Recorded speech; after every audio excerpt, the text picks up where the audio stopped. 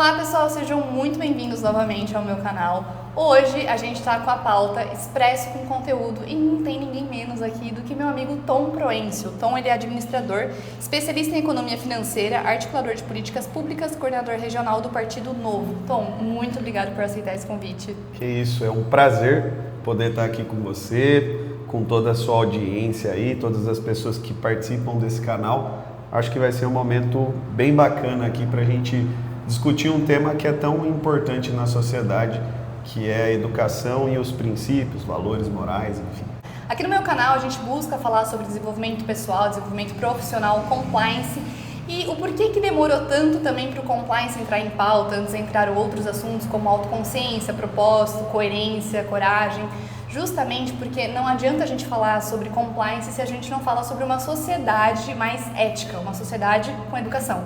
E por isso que o Tom está aqui hoje para falar sobre um desafio, né? Porque a gente não está aqui, a gente estava até falando antes, a gente não tem uma resposta pronta. A busca de pessoas que buscam essa questão de agir com mais coerência, agir com base no propósito, é porque a gente está eternamente buscando essas respostas e no nosso dia a dia também. Bom, Tom, desculpa por esse desafio, boa sorte. Pessoal, inclusive a rede social do Tom vai estar aqui embaixo para quem quiser conhecer mais sobre o trabalho extraordinário dele, que eu realmente sou fã e mais uma vez, muito obrigada. Que isso, eu que sou seu fã, poxa. Sem mais delongas, gente, hoje com a nossa conversa eu quero falar sobre os desafios da educação para formar pessoas realmente dispostas a mudarem eticamente. Então, sem aquela educação, gente, porque aquela educação base todo mundo tem, né? Aquela educação de aprender matemática, português, inglês. Sem essa base, então, essa educação para formar pessoas mais coerentes, mais éticas. E o porquê que esse assunto é tão importante? Quando a gente fala sobre transformar o ambiente de uma empresa, que é uma coisa que eu sempre coloco muito em pauta aqui, a gente está falando sobre pessoas. E fica muito difícil, não é impossível, a gente transformar esse ambiente se a gente não teve uma base lá atrás. Então hoje esse vai ser um pouquinho do seu desafio aqui com a gente. Tá. Eu acho que para falar de educação, primeiramente é importante a gente falar da onde que vem esse princípio de educação universal, porque até então, nos primórdios, Idade Média, na Grécia Antiga, Roma Antiga, quem tinha acesso à educação eram as elites.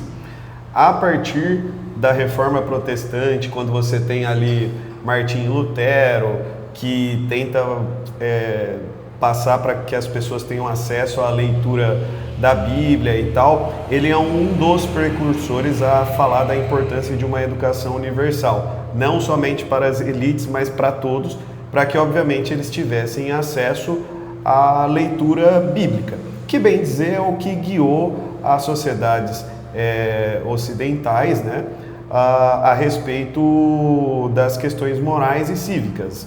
Tudo está muito alinhado ali à questão moral judaico-cristã. Depois a gente vai ter também João Calvino, que em Genebra vai formar as primeiras universidades, enfim.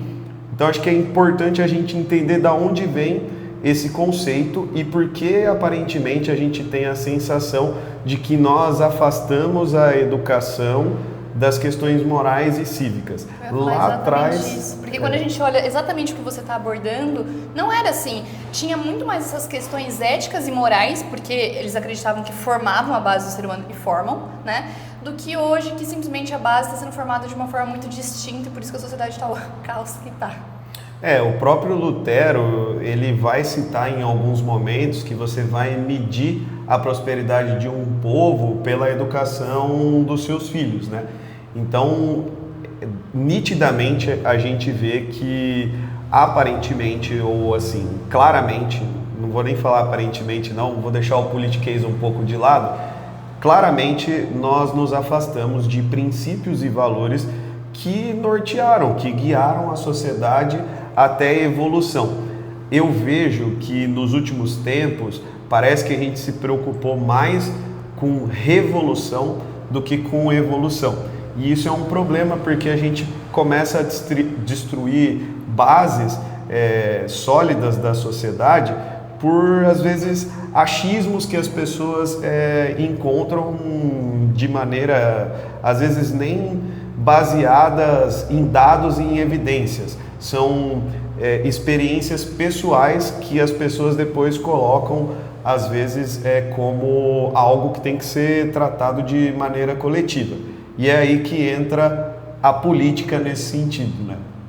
Sim, na verdade a política entra, que também é uma coisa, apesar de não ser nossa pauta entrar tanto na política em si, mas a política entra como uma forma de ajudar a sociedade a melhorar.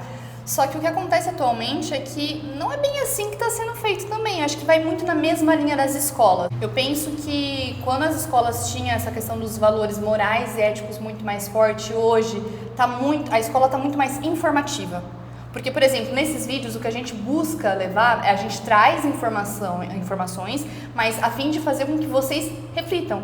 A escola, ela não quer fazer com que a gente reflita. A escola só quer passar informação como robôs, né? Pra gente continuar replicando aquelas informações com base naquilo. E a política tá muito da mesma forma.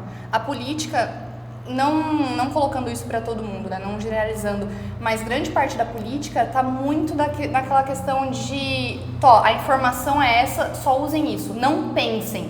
E, gente, isso tem que parar. Nós somos seres pensantes. O que separa a gente do reino animal é a nossa consciência. Só que o que eu fico abismada é que cada vez a gente tem menos seres humanos conscientes. Menos seres humanos que estão dispostos a, de fato, ter aquela autoconsciência de o que eu estou fazendo no mundo, o que o mundo tem que ter para melhorar, né? E é por isso que a gente está aqui. Mas... Você sabe que eu sou um cara que busco sempre cultivar a espiritualidade, uma pessoa de fé, eu não escondo de ninguém as minhas crenças, né? A gente falou aqui que os reformadores queriam que as pessoas tivessem acesso a uma educação universal para que elas pudessem ter acesso à leitura das Sagradas Escrituras.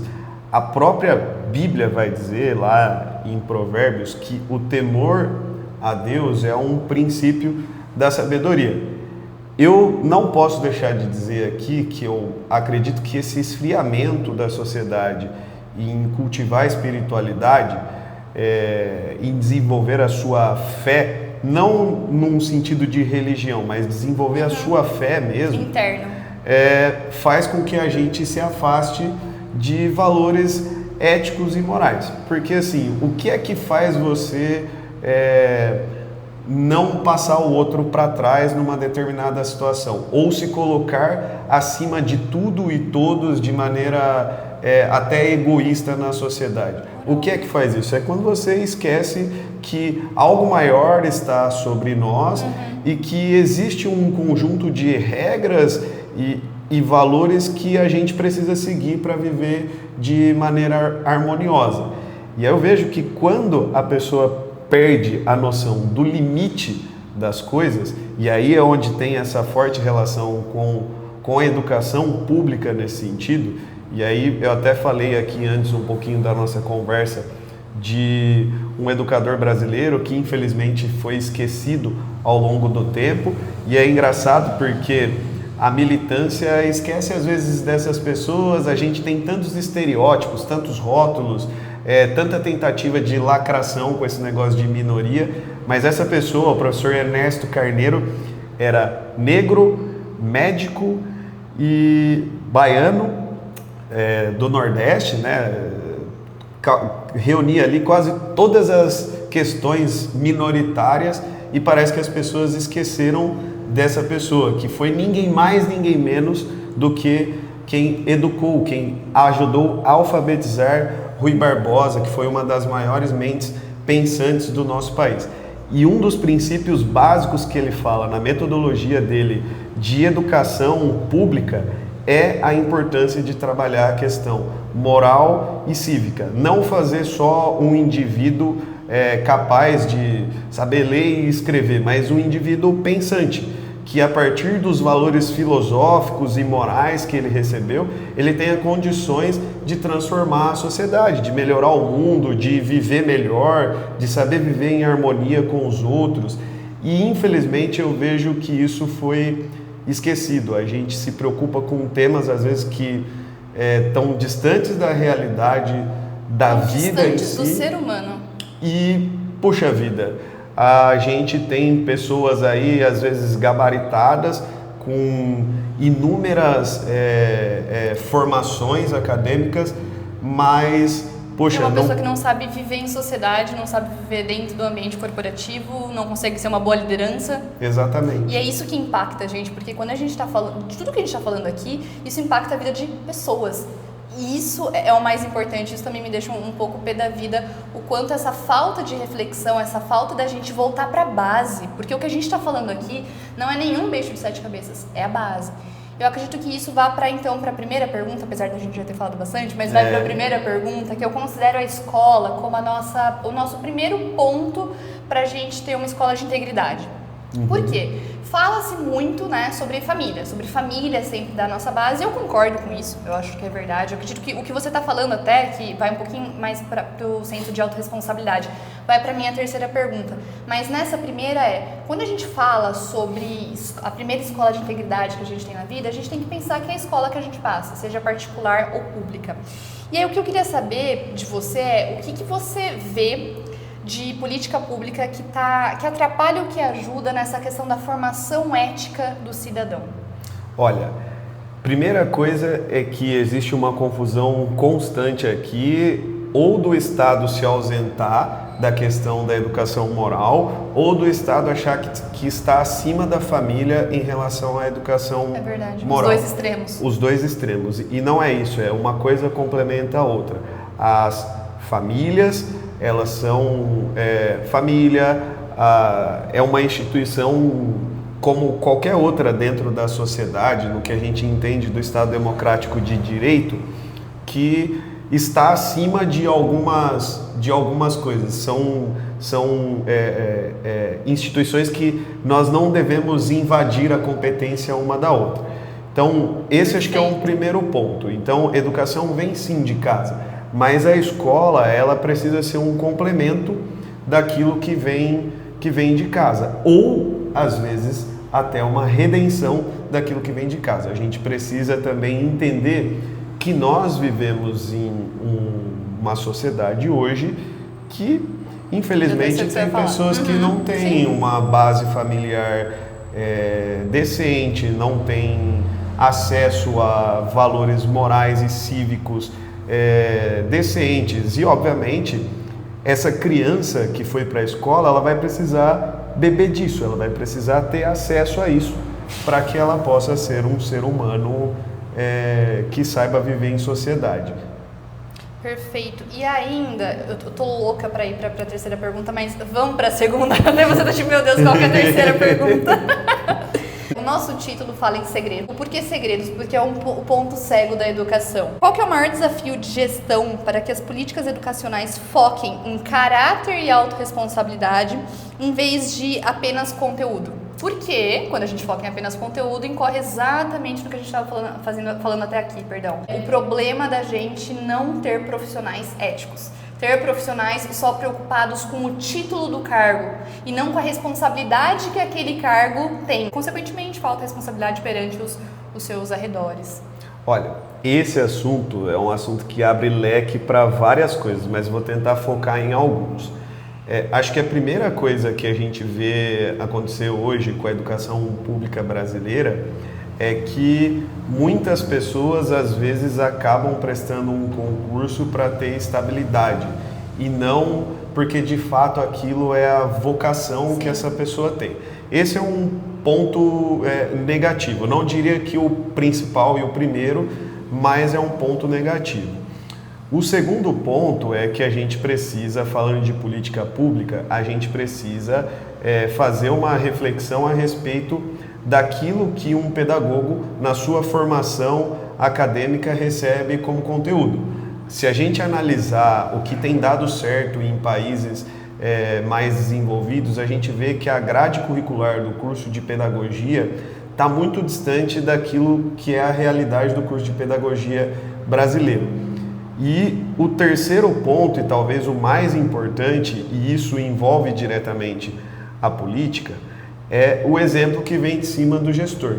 Então, se eu tenho gestores públicos que não são éticos, que a todo instante passam por cima de regras que foram definidas ali mediante as leis que regem o nosso país, como é que eu vou ter educadores públicos exercendo esse papel, sendo que, em tese, quem está acima deles no sentido de desenvolver as políticas públicas e dar o exemplo é quem faz totalmente errado.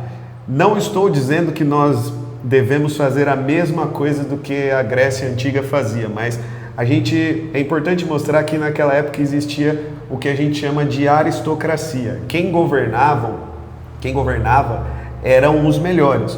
Hoje, a percepção que eu tenho é que os piores às vezes acabam governando. Não são as pessoas que estudaram pra caramba para poder ter alguma coisa, não são as pessoas que trabalharam pra caramba. Não são as pessoas que têm vocação. Exatamente, não são as pessoas que têm vocação, não são as pessoas que demonstram exemplo na sua vida profissional e pessoal. Geralmente é o cara do esquema, é o cara que faz coisa errada, é o cara que passa as pessoas para trás, é o cara que mente para conseguir uma disputa a de confiança poder. das Normalmente, pessoas. quando a gente fala entrando mais em política, tem muitas pessoas, mais uma vez, não generalizando, mas tem muitas pessoas que estão ali por mero ego, Exatamente. por mera disputa de poder. E entra mais uma vez a falta de autoconsciência, a falta de propósito, a falta de entender qual que é o teu objetivo no mundo. Porque tem muita gente que tá ali e não faz sentido nenhum. Então eu achei, nossa, incrível a sua fala inteira. Mas assim, esse ponto que você falou que tem muita gente em cargo público por conta da estabilidade,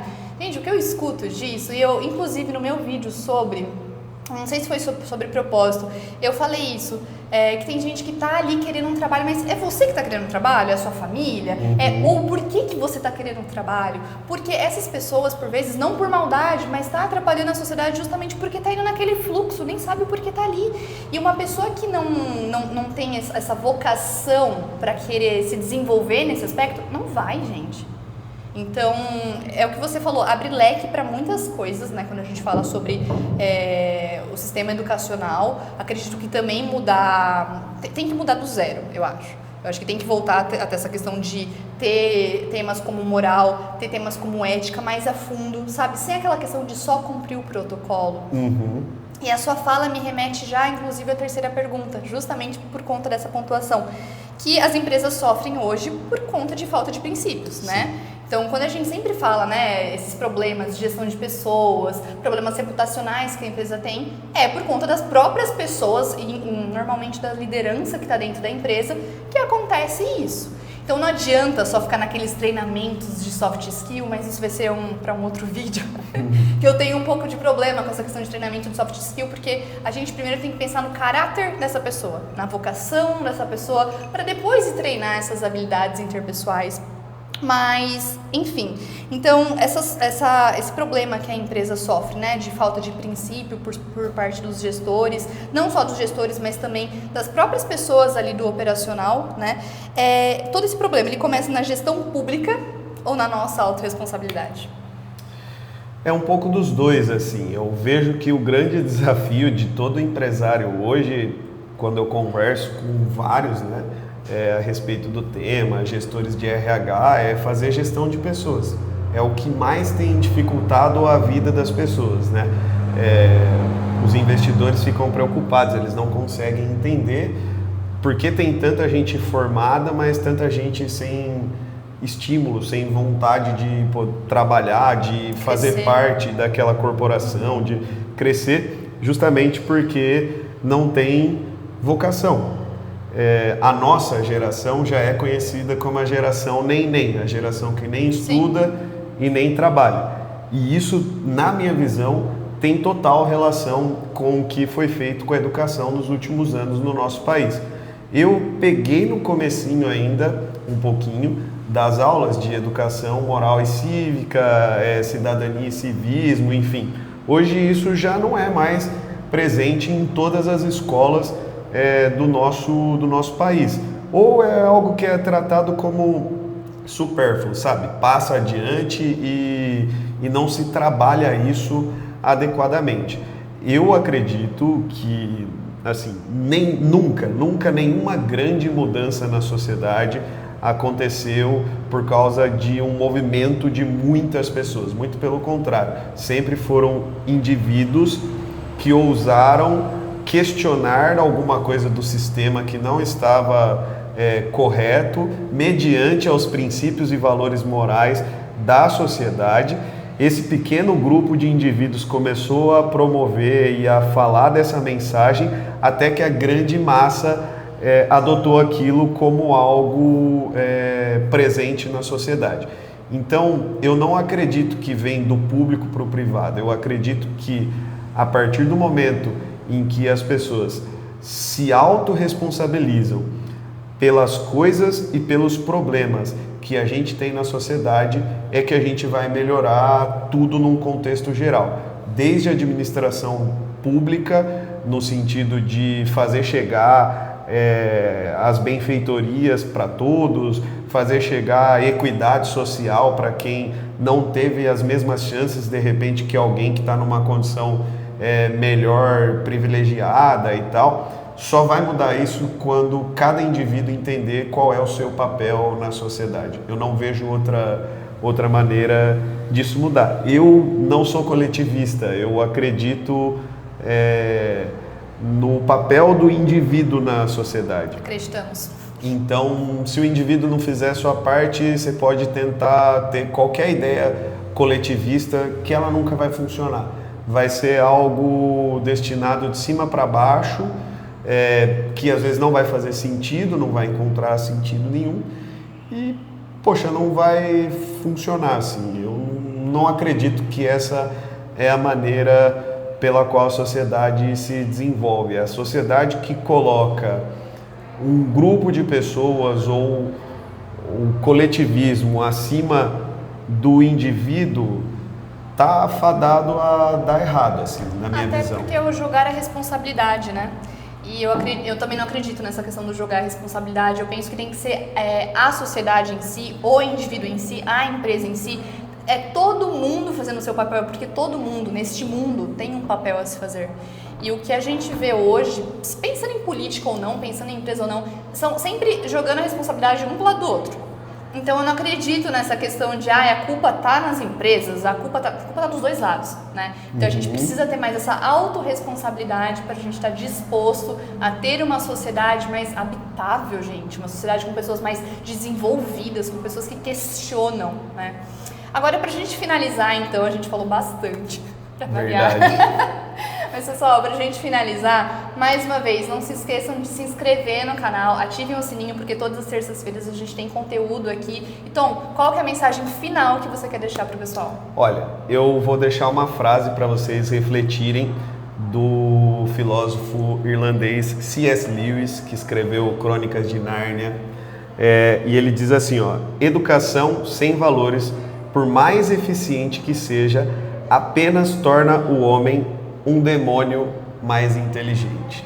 Nossa, ficou essa para vocês refletirem o resto da semana. Pessoal, obrigada pela presença, até a próxima. Obrigada, Tom. Obrigado eu pela oportunidade de poder participar aqui. Sucesso para você sempre na sua jornada. Muito obrigada. A gente pode fazer uma coisa assim, né? Para depois eu tirar um print e ficar? Pode. Pode ficar de capa. Sim? Vai ficar então. Ó, a gente gravou 24 minutos. Tá.